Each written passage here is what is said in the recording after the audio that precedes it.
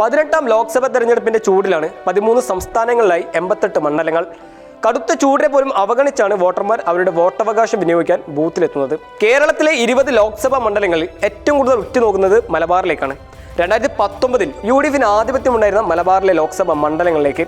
അതിൽ തന്നെ കോഴിക്കോട് ലോക്സഭാ മണ്ഡലം.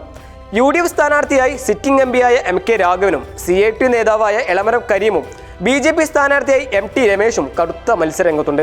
UDF സ്ഥാനാർത്ഥിയായ MK രാഘവൻ രാവിലെ തന്നെ പോളിംഗ് ബൂത്തിലെത്തിയിരുന്നു. എന്നാൽ ടെക്നിക്കൽ ഇഷ്യൂ കാരണം വോട്ടിംഗ് വൈകി. ഞാനിപ്പോൾ വോട്ട് ചെയ്യാൻ വന്നതാണ്. ടെക്നിക്കൽ എററാന്ന് പറഞ്ഞു. ഈ 10 മിനിറ്റ് ശരിയാക്കുമെന്ന് പറഞ്ഞിരിക്കുന്നത്. ഇപ്പം 6 മണി മുതൽ ഇതിന്റെ മോക്ക് പോൾ ഉൾപ്പെടെ നടത്തിക്കൊണ്ടിരിക്കും. ആവുന്നില്ല. കാത്തിക്കാണ്. ഏതായാലും അവർ ഉദ്യോഗസ്ഥന്മാർ വന്നു.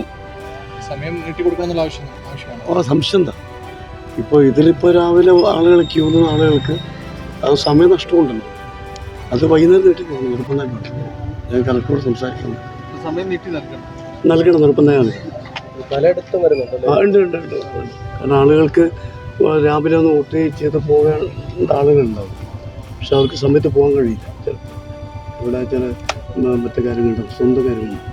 പക്ഷെ അത്രയും ആളുകൾക്ക് നഷ്ടപ്പെട്ട സമയം വൈകുന്നേരം നീട്ടിക്കൊടുക്കുക. വെള്ളിയാഴ്ചയാണ്. അതാണ് എനിക്ക് തോന്നുന്നു 5-6 സ്ഥലത്ത് നിലവിൽ തന്നെ ഉണ്ട്. ഇനി എത്രയുണ്ടെന്ന് അറിയില്ല. ഇതെല്ലാം ഞാൻ കറക്റ്റ് ബന്ധപ്പെടുന്നുണ്ട്, പറയുന്നുണ്ട്.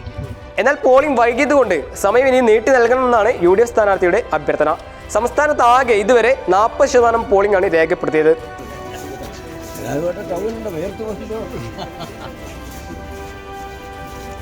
സിഡോസ് കോഴിക്കോട്.